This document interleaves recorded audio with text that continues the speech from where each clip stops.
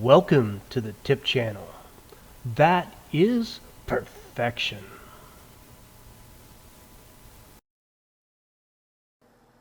Today I'd like to talk about something that in my life I was very passionate about, and that is selling cabinetry. Cabinetry for both retail kitchens and also commercial applications. Now, I've been in the industry since 1975, about 48 years. It's going to be impossible to put all of that information into a 30-minute video, so I will be dividing this into chapters. But before we even get started, the very first rule that I want you to remember, the most important rule, is that selling cabinetry isn't so much about selling product, it's about selling yourself. Your client has to have faith in you to be able to pull off their project without a glitch. Every customer I ever met has a nightmare story about dealing with a contractor. I have clients tell me, Don, I called five different contractors. Out of the five, two people called me back. One came out and actually looked at my project, said that he would get back to me with a quotation, and I haven't heard from him. They have nightmare stories about projects not done to their satisfaction, projects that were never finished by contractors. So you have a big hurdle to get over top of before you can even sell somebody product. So most important thing is you have to sell yourself. I'm going to label this chapter 1.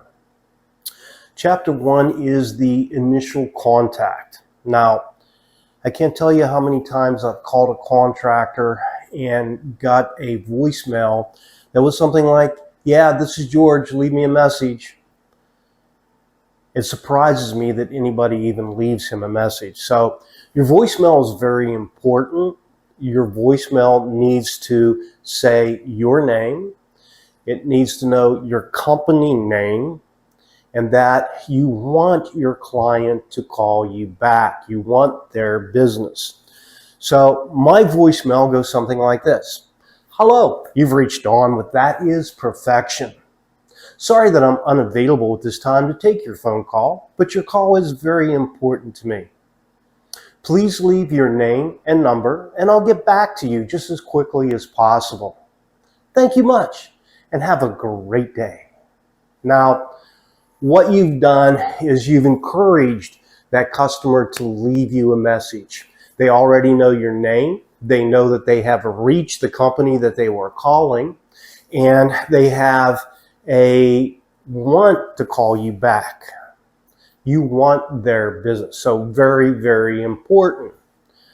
Now, if you are available at the time that they make the phone call, then again, it is very important to be very clear when you answer the phone, and again, very professional. Remember, you are selling yourself. So again, you want to say, hello, this is Dawn with That Is Perfection. How can I help you today?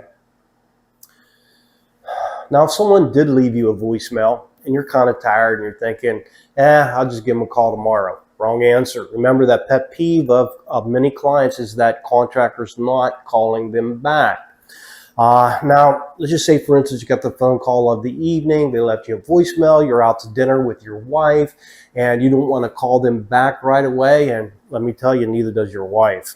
But anyways, one good thing that you young people have, shoot them a text and say, I'm unavailable this evening, but I will touch base with you tomorrow. It lets you know, lets them know you got their message and you're very anxious to get back together with them. Keeping in mind, it's very important to try to make this thing happen within a short window. What I'm talking about is that buying mood. Your client is in a buying mood right now. So you want to get that appointment, you want to get out there, get it measured, you want to get it back here, get it designed, show them your designs, and try to sell this product in a short window. So time is of the essence. Try to keep everything as short as possible. Now, the last contact would be through social media. Now, I am 65 years old and very new to social media. At 65 years old, I've started my own YouTube channel. A little bit late, but hey, I want to pass on some of my experience on to you young people. I do have a website. I actually created it myself. Yes, a cabinet salesperson that created their own website. So it's very outdated, but it is out there. And again, it gives us another little glitch of professionalism that you can add to yourself by having that website. Naturally, Facebook, what have you, Messenger. There's so many ways that you may be contacted, and I'm not the person to give you advice on social media. Okay, now on your first phone conversation with your client, what you want to do is you want to ask, are you looking for a new kitchen? Are you looking for cabinet refacing? Are you looking for a countertop? I can't tell you how many times that I've drove 45 minutes to an hour away only to find out that they're looking for somebody to repair a hinge on their cabinet or looking for a countertop. Now, if you're not real busy, do you want to look at a small job? Sure. A small job can always end up being bigger. That's Wendell, by the way. He's a movie star.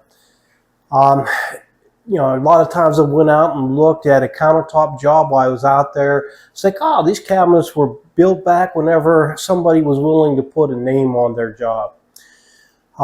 Very well constructed. Have you ever considered perhaps cabinet refacing? We can reface these cabinets and make them look brand new. So you can end up with a bigger job, but fill them out as to what they're looking for before you go out. Now, if you have evening appointments available, it is nice to be able to meet both the husband and wife when you go out and measure. However, if your evenings are booked up and you want to get to it a little quicker, I normally approach it that the first time I come out, the only thing that I'm going to do is to measure your kitchen, so you both don't have to be there. Now, once we get plans together, naturally we'd like the two of you to come in and sit down and review the plans. But I'm going to come out, I'm going to measure, I'm going to ask you a few questions as to what you're planning on appliances and find out whether you have an idea as to how you would like to have the kitchen laid out. So a lot of times one of them will be available during the day and you can go out and measure up the kitchen.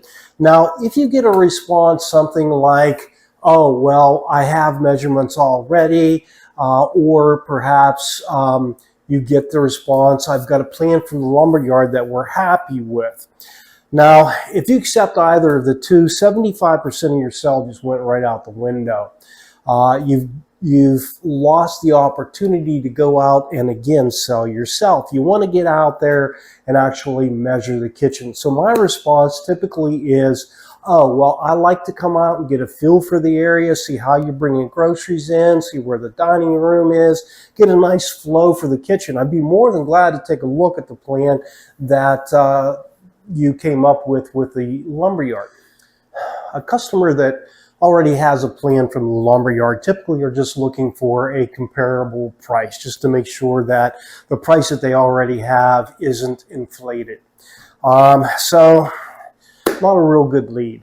If you take a customer's measurements and plan a kitchen off of that, which I have done in the past. Problem with that is you get them in, you got the job sold, you go out to double check their measurements and find out the plan that you've laid out for them won't work because the measurements were incorrect. So not a good thing. Go out and measure. Also, a lot of the lumber yards are stopping going out and measuring kitchens. So by measuring a kitchen, that gives you a step up to begin with because they're already offended by the lumber yard saying you have to bring measurements into us. Are they going to spend $25,000, $30,000 on a kitchen that they had to measure themselves? Of course they're not. That concludes Chapter 1. Please proceed on to Chapter 2. And if you're finding this very informative, please like and subscribe and have a great day.